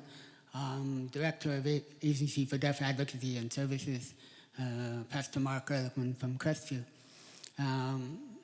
It's basically a comment with a question that when you develop this vision and designing of these vision, do you incorporate the concept of understanding how communication flows wherever the people walk through the building to shopping, window shopping? You hear sometimes music and songs, even public announcements of sharing stories, even with the gas stations having those videos or the caption or not. Is there any concept of how you've included the perspective of how people with hearing loss of varying degrees will have the pleasurable experience of walking around town or dealing with the offices or businesses, and how they can experience that pleasurable experience with communication access without having the fear of having to ask for special accommodations or anything like that. So, because if you build it before the people are ready to come, they will come. So it's important that be part of the planning of the vision in advance, that you be aware of that, including different disabilities, so that the physical accessibility, the movement, the intellectual accessibility, as well as the spiritual accessibility, how all that comes together to help us to really be together and support one another with a one-heart perspective. So I'm just wondering what kind of thought you put into that process. A great comment and a good question as well. And the answer is, it's on all our minds. Is there more that could be done? Probably. So we'd like you to look at the draft and make suggestions for ways that that idea can be fulfilled even more than we've already mentioned. There's been, I think, a lot of attention so far to the needs of the sight impaired. For example, the high visibility crosswalks and the high contrast at the edge of the space where the cars stop and the space where the pedestrian space begins. Those tactile strips and high contrast bands and things are really important for those sight impaired and those working with a service dog. But has there been enough for those that are hearing impaired? I'm not sure there has, at least not so far in what we've done. We thought a lot about the accessibility for those on wheelchairs because it's as important to be able to make the place friendly to those who are moving around on two wheels that are side by side as it is to make it friendly for those who are moving around on 2 feet. And so that's been considered in the drawings and the work done so far. But I think you're right to highlight it because it needs to be a routine matter of how you build a city to build the city in a way that doesn't just feel like it meets the letter of the requirements in the federal law, but it goes beyond that and meets the spirit of the community's interest in all its citizens. And I'll just add on to this as well, zooming out from a citywide perspective, accessibility has been identified as a priority for this city. And so just like, examining what's in the downtown vision, when the recovery action plan, the redevelopment plan comes out, please do take a look. And if we are not being as comprehensive as we should be, we want your input to make sure that the citywide perspective is also there to become welcoming and available to everyone. Thank you.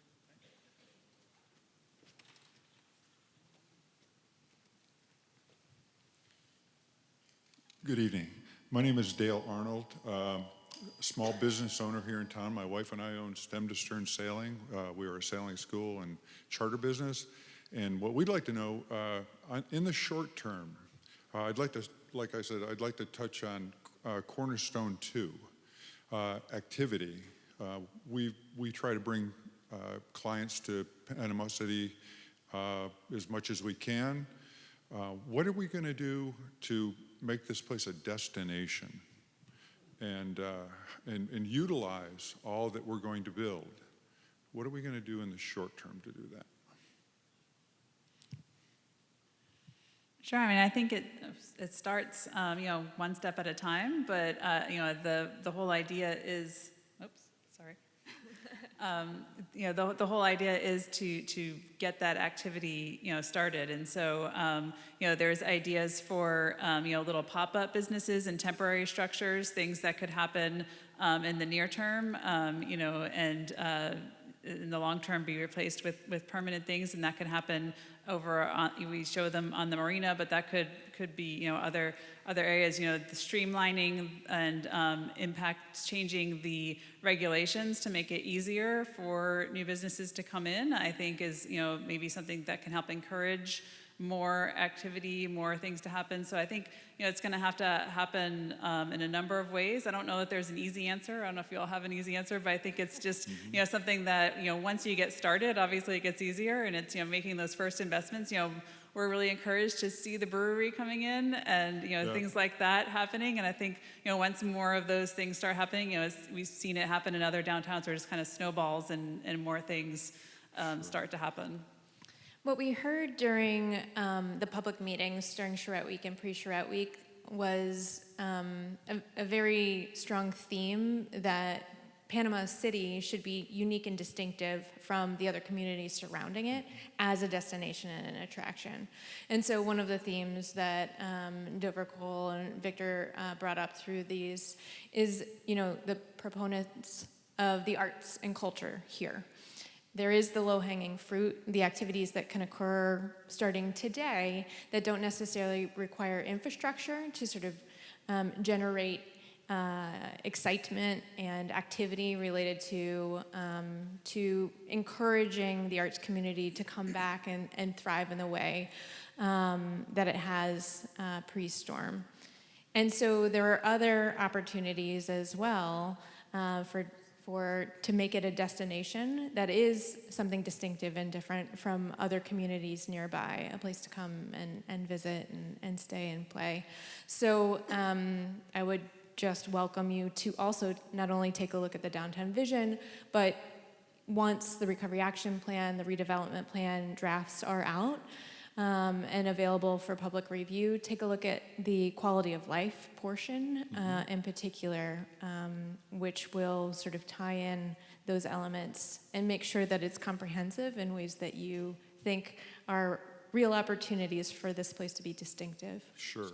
If I can just add to that just a little bit, one of the things I think that we need to do is play to our strengths.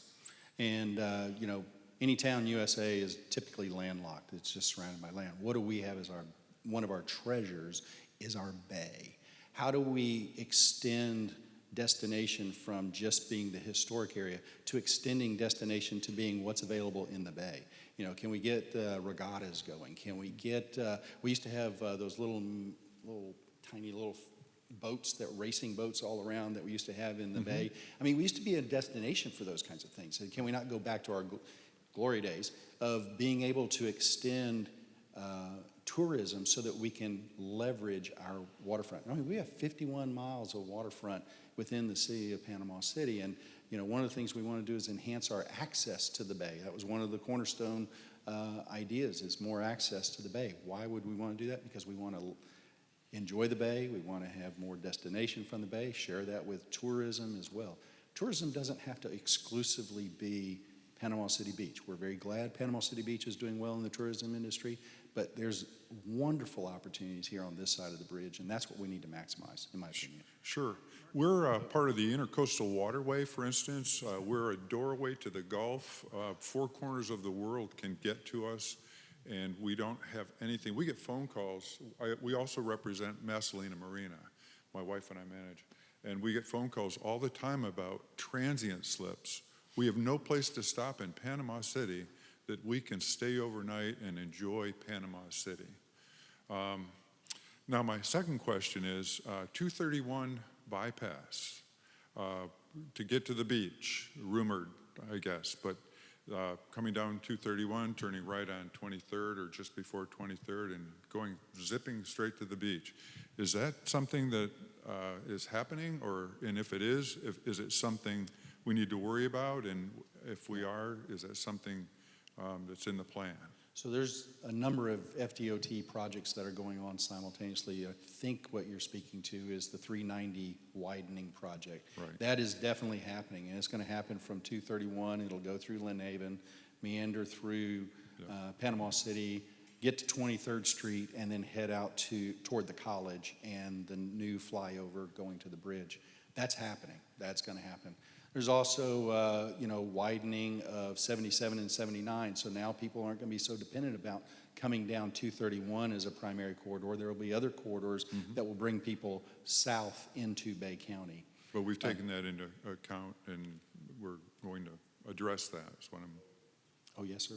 Yes, sir. And, there's also the proposed flyover that DOT has been working on at what I lovingly call Malfunction Junction. I've been corrected to say that it's uptown, and it's the Tally-Ho intersection, and that's a big concern personally that I know the commissioners and I have, and we need to work through that with FDOT so we don't do something that I believe might have negative consequences to our community, to the city of Panama City.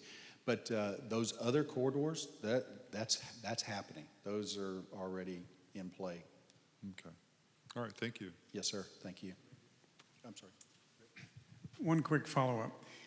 One of the assets you have in addition to the bay, I just gave a day-long lecture at University of Maryland on walkable community design, and I told those people the number one feature for walkability, small block size. Small block, it's not sidewalks, it's not trees, even though those are important. It's small block size. So you have small block size as a gift from the 1915 developers of this town. And they don't have that in the suburbs. So that's a competition that you come out as a winner when it comes to the overall walkability because of that small block size. Good evening, Frank DiPinto, and I want to thank you for all your hard work. It's been an interesting journey, and I look forward to whatever it produces in the future.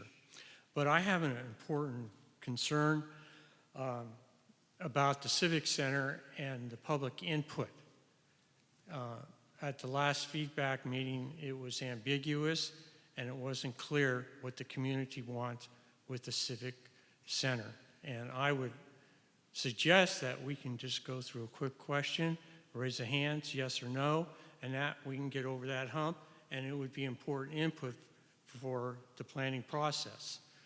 In the book, the Civic Center was given two options, either to repair or demolish it, and we really didn't ask that question of the audience in the last charade feedback. So I'm going to ask you, and you can say yes or no. This is a question that I'd like you to put to the audience. We could have a raise a hand, and then we can find out about that issue and then move on after that. The question would be, with 2 answers, do you want a newly built civic center with windows and attractive exterior surface with the same cultural and environmental amenities located at the current marina location?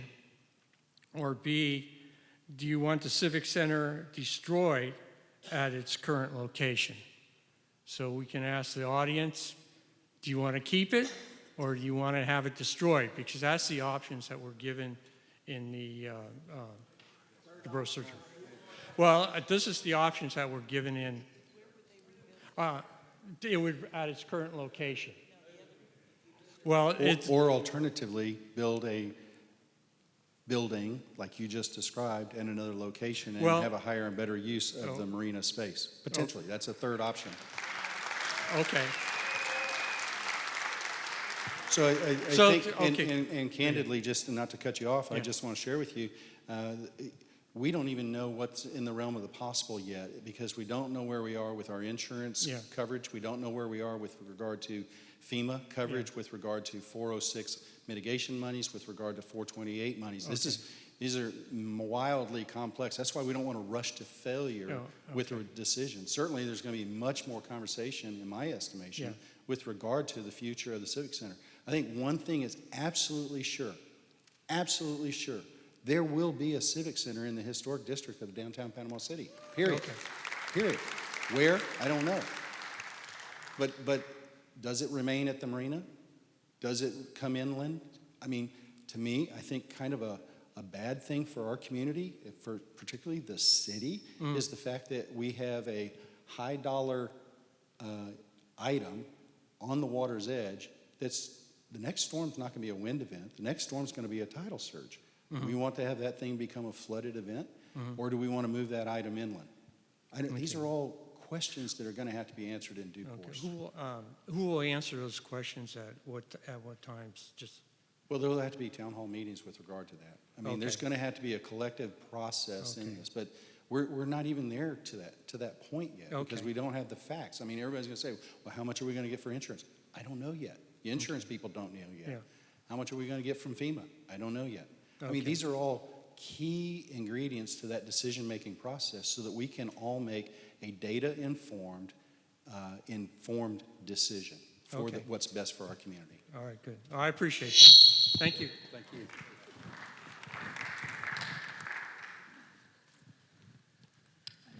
Hi, I'm Barbie. Live in the unincorporated East End on the other side of the bridge, but have really appreciated. Thank you. You know what? I'm not afraid of that bridge. I come from Minneapolis, but love everything I heard. My question is, I was even encouraged not to come tonight because everyone, again, I've lived here like 4 years and I'm from the north, so I'm a newbie and from the north. But the word on the street is all these plans will be talked about, discussed, presented, and nothing will change. So how do you keep people confident and engaged, or people like me that go, well, why would you say that? Because this isn't the culture that I'm from, and it surprises me how much negativity there is. So that is an excellent question. And I will tell you that one of the things when I was crafting the request for proposal with Haggerty, Team Haggerty, and our great teaming partners here with Dover Coal Partners, HRNA, and K Global, was that the key ingredient, we can come up with plans. In fact, there are plans that have been done before for this community, and they become wonderful doorstops or glorious dust collectors. Because the problem with all of the previous plans, as I've looked at, is that there was no implementation with regard to resourcing solution. This plan, the mandate, the hardest part of this entire thing is not coming up with the concepts. The hardest part is coming up with the resourcing solution to it. How much are we going to be able to leverage from the various resourcing streams to include our own city coffers? We may even want to have a bond for some of this stuff, and the city citizens all contribute to that. We may want to have a particular sales tax to it, or some kind of special assessment fee. I mean, if we're going to have skin in the game, but I want to try to leverage OPM, other people's money, to the fullest extent possible. Absolutely. And then what's ever left over, that delta, it's going to be on the Team Panama City to get after it. All my thoughts and prayers are positivity that you make it happen, Well, because thank you. we'd like to retire here, but there does need to be some change. I mean, it's a bit scruffy. Well, here's the thing, and I know this for sure, and some of the folks that have come on my Monday morning with the manager meeting, and by the way, you're all cordially invited, 8:30 on Monday mornings at City Hall, except for this coming Monday, is that if we always do what we've always done, we'll always get what we've always got. And we can do better. Oh, so much We better. must do better for the future of the city of Panama City. Must.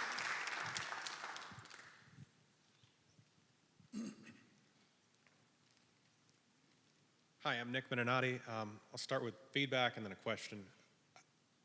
The buildings, the architecture, all the things shown on the presentation today, I like all of it. I like the style, I like the size, I like the scale, the details, the quality. So Write a letter. This is good. my question is, though,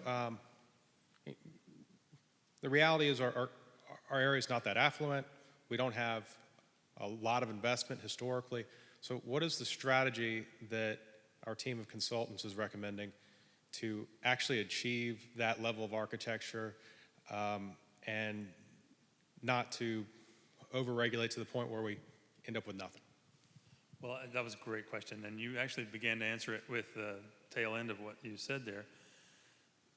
First of all, when you go to historic places that have traditional architecture as this great inheritance, and it would be unthinkable to lose a lot of it and replace it with blander, cheaper looking buildings just because they were cheaper. There are a couple of things that are always present. First, the people who were building were part of the community. They weren't described as developers, they were described as town founders. And they were neighbors with the other people who would use those buildings. And so there was a level of care. And that's one reason why there's so much emphasis in our presentation and what we said in the book about nurturing the small and incremental developers who are in your community. Not, in addition to the well-capitalized big corporate partners, you need those small partners, and a lot of them, to be able to do doable small projects. When they are doing that, they tend to need things like the ability to do simple site plans and simple rectangular foundations, which lead to buildings that are a lot less expensive to construct. And with the money they save, they can do a nice facade. When they are forced by zoning to do unnecessary things, like unnecessarily big setbacks from one building to the next, or from the street to the front of the building, or unnecessarily big parking requirements, that just piles cost on. And so as you pile on enough cost, like, for example, an excessive amount of unnecessary parking required by the zoning, or a stormwater solution that might have made sense if you were building the Pentagon, but doesn't make sense if you're building a Pizza Hut, right? When you pile those on, don't be surprised if their only choice is to really water down and dumb down the architecture and keep it as plain as can be, because of all those other costs. So you actually, as a city, you have an ability as a co-investor in a way, because I'll just put it out there, all development is a public-private partnership. I'm gonna say that again, all development is a public-private partnership. But the part government controls is how much red tape do you have to climb through to get all the way to your permit. And then how many of these requirements that are easy to satisfy on a suburban site where you have a lot of elbow room, but are really hard to solve in the small blocks and the tight format of a walkable community. You pile those on, don't be surprised if it feels to the investor like you're not a great partner. So that's one thing to do. The next thing that's always in place, and it relates to the question from the young lady from Minneapolis. I'm 3 or 4 more years, they're not going to call you that anymore. They're going to call you the young lady from across the bridge. Here's the places that succeed also always have a energetic noisy group of citizen vision keepers. I hope you look at what we did together this summer as helping you grow one, because you've got a lot of really deeply devoted people who want success here. But those vision keepers who come out to a lot of meetings and keep their elected officials on track with each budget season and each zoning decision and so on, they are really the key. That's the most important foundation you have, is the noisy citizens who will say, let's build a livable community because we won't have it any other way. I also just want to add on to that, an important need that has been identified, not only from Michael, but just inherent in the recent history here in the community, is of housing, and not just the need for housing in general, the need for housing for all different types of income levels, to promote not only renter housing, but also owner-occupied housing for all levels of income individuals. And so the Recovery Action Plan and the Redevelopment Plan both detail recommendations on how to identify and provide a healthy dispersion of housing available to all. Hi, Medhat El-Meski, urban designer in Panama City here. First, I'd like to thank very much the city of Panama City and the team of Victor Dover and Haggerty for this marvelous work you did. A lot of work being done in 1 month is amazing. It's amazing, really, from the time when we finish the charrette until now. Now, is the plan here, there are some stuff inside that need to be changed? Yes, absolutely, there are some tweaking have to be done inside.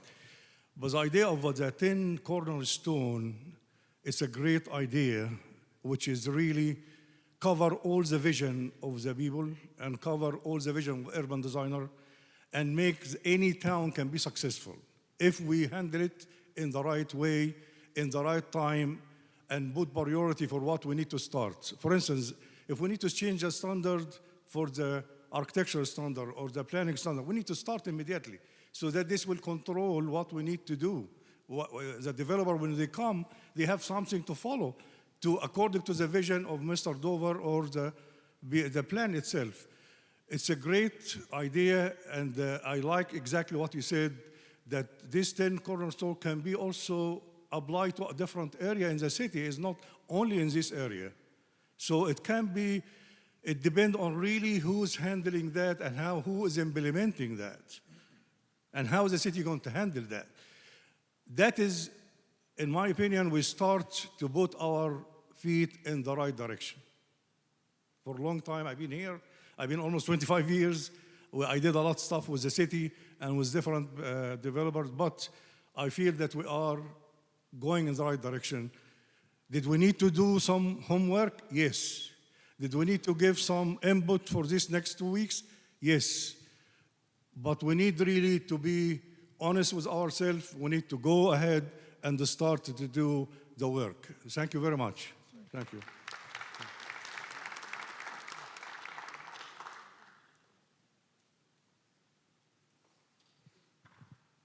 So before you shared, I also was reminded for the gentleman that was asking the question about the FDOT that I was talking about. There's also the Gulf Coast, what's it called? The Gulf Coast Parkway, which is still under design, and that's a little bit further north than the 390 corridor. It's talking about connecting from the airport, to my understanding, all the way toward St. Joe. And there's still a lot of opportunities for citizen input for that. FDOT is in the lead, and they're in the PD&E study phase of that, which is the feasibility, the impacts, and all those kinds of things. And they're going to have many more open town hall meetings with regard to that. And I certainly encourage you, wherever you are, sir, that you also participate in that, wherever you are. Okay, I know it's getting close. So anyway. But there you go. It's that may be the other road that you were speaking of, but that is very much in the concept development stage at this point. Hi, Jim Lawrence. You've mentioned the Bay as one of our biggest assets. It brings a lot of people here. No one's moved to Panama City for the opera. They're here for the waterfront. But yet you're talking about the length of time it's going to take to rebuild the downtown marina. Unknowns about cost and insurance, construction details. So I'm looking at the return of the marina, those 200 plus slips, as 5 years out. A lot of boats were lost during the storm, but a lot of boats had to leave the area. They're looking to come back, but there's limited places to bring the boating community back. What is the short-term plan to encourage and facilitate the boating community to return to Panama City area? Jim, I don't have a plan yet. I got to think through that one, and certainly, I'm sorry, I apologize. I do not have a plan for that yet. I do know that I think it was always wrong that the city was in competition with local marinas. And I say that because it was under, the slip fees were less than what market rate was. They, for the last 6 or 8 years, never changed the rate. And I think that created a competitive disadvantage to those investors that had developed marinas in the community, because there are many, many private marinas. So I don't think, I think it's unfair for the government to compete with that. Having said that, we need to think about how we're going to take care of those boaters that want to come back. And I don't have that plan yet. I do know, to give you an update with regard to the process where we are, H.G. Harders has the current contract to do the basin cleanups. Certainly we've already removed all the the vessels that were damaged. There's a lot of debris on the basins. We need to get that up. Then the next phase will be the bulkhead repair along the T-dock at the Panama City Marina. And then we'll have to go back in with new boat slips that are appropriate for the new design. Yes, I've been following the progress on that. And yes, sir. You know, for years, there's been much speculation on the condition of the marina and what the scope of the repair would be, what would be required to facilitate new structures such as a hotel on it, things like that. Yes, so sir. that's the basis for my projection of being a long-term return of those slips. Yeah, with regard to the slips themselves, the wet slips, I would hope that we would have those with less than 2 years. Okay. Regardless of what's going on in the upland space, Okay. but the wet slips themselves. Okay. Well, I would bring the message to you that you're losing the boating community for lack of places to go and lack of a plan that you can at least tell them it's coming back. Yes, we need a timetable. We need that sort of information to encourage the boating community to come back to Panama City. So, fair enough. Thank you. Thank you.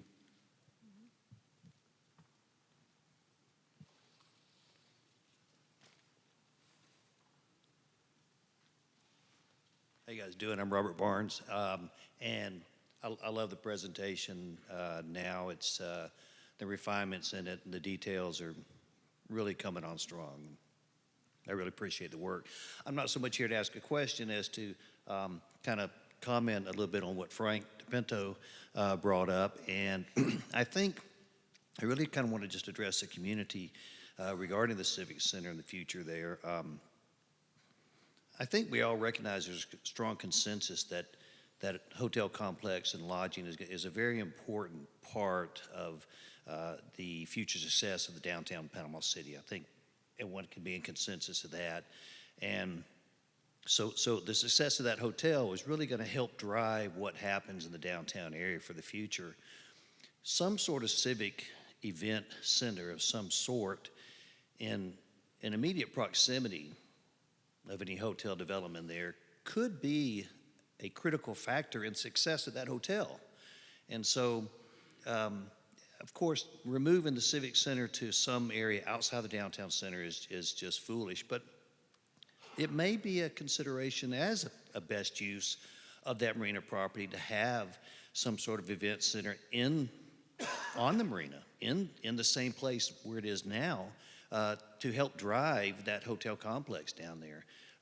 So I'd like to just the community to be thinking about that in general, to that maybe it does need to be, old one demolished and a new one put in that place there to guarantee the success of the downtown, because that event center can drive so many events for the future marina, from boat shows to races to regattas. It can be a true modern multi-use event center in the same place. Thank you. No, thank you so much. And some may know that one of the things that we did in anticipation of trying to stimulate to make Panama City a destination location was to create a opportunity for us to build a convention center also, to your point. And so one of the avenues that we are pursuing is trying to secure Triumph funding for that. With that in mind, we submitted in a co-applicant process, and I want to give Jennifer Vigil credit because she was the one that helped to really author that for us, but it was with the colleges, it's with the city, with the chamber, and other activities that were all part of this, the EDA, all part of it as a co-applicant. And as a result of that, we met the first hurdle, which was the hurdle to accept a $40 million Triumph grant. Now, we still have a long way to go before we finally get approved for that, but that was a critical first step. So there's potential for Triumph funding that helps us to get after that. And before I surrender the microphone, one more thing. I would like to thank Robbie Barnes and Panama City Growing Strong, because they were the ones that introduced me to Victor Dover and Dover Coal Partners, which has helped us to get here. So thank you so much, Robbie. Appreciate it.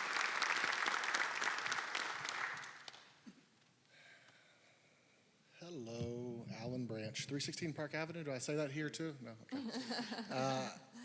So I sat through a lot of meetings through June, and this truly is our plan.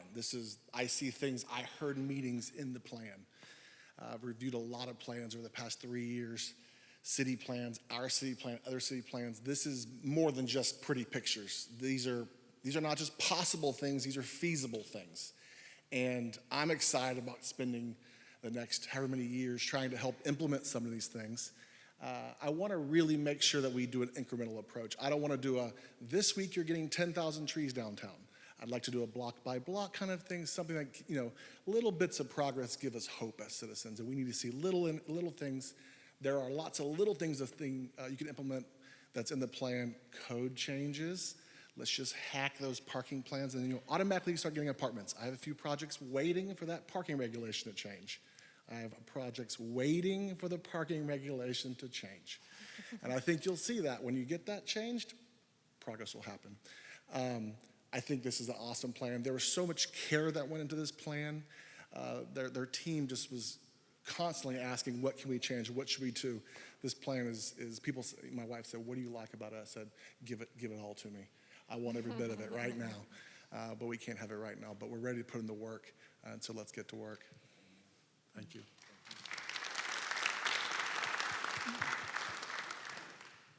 Any other closing comments? Yeah. Okay. Well, great. Okay, thank you so much to Dover Coal Partners and what your great work was in putting this together. Would you join me in thanking them for their work? We will see them one more time in October as they come back and do that. And then in this iterative process, hopefully we can get them back to help us with the other parts of our community. Before I turn the microphone back over to the mayor for his closing comments, I do want to thank First Baptist Church for opening up their sanctuary to us to have a meeting place. Thank you for all their work. And then obviously there's a lot of concern about this storm called Dorian. Hopefully we'll just have a shield of protection over the city and we won't be harmed by it. But having said that, we're moving forward on starting an operations to provide sandbags for citizens, where we're already working with the county, Bob Micah, and the EOC, and looking at what their iterative plan is for standing up alternate shelters, because we have people that are in substandard housing or tarp-laden housing or flood-prone housing because we've lost all the trees, we've lost our ability to absorb water, and now we have more water to manage. So there's a lot of new issues that we're facing. But I would submit to you that if you hear evacuation, voluntary, it's a very strong suggestion, please heed that. We just don't need to go through what we've done before, and we don't need to put people at risk or at harm. And so we'll continue to follow the announcements through the county EOC as we move forward with Dorian. Certainly we keep our thoughts and prayers into the Space Coast area in the central part of the state, which is going to get a pretty huge hit, and we know what that means, right? So with that, thank you for being here. Mr. Mayor, you may close us. I think the biggest issue tonight has been from people in the back of their minds, are we really going to make this happen? Because there's been so many different plans that are done. I will tell you that Mr. McQueen has been a hard charger. He's done a fantastic job being our city manager. And it's all about the leadership. I think the commission is probably going to vote for this. I know I probably will vote for this. I'm not going to, I want to see, if there's any other input that comes from other people. But we have a great team of people at the city now, and with his leadership and with all the people that we've got working there, we will make this happen. It's going to take time. We have to get the marina finished. We've got to get it cleaned up. There's a lot of things that have to be done. We know about the transient boats. We know that there's no place for boats to come in between Houston and Tampa. And we'd like to see them come over there, okay? And we'd like to be able to have transient slips in our marina. It's very important because we do have deep, navigable water all the way to the beach. We have usable water in the bay. They have the beach. It's different.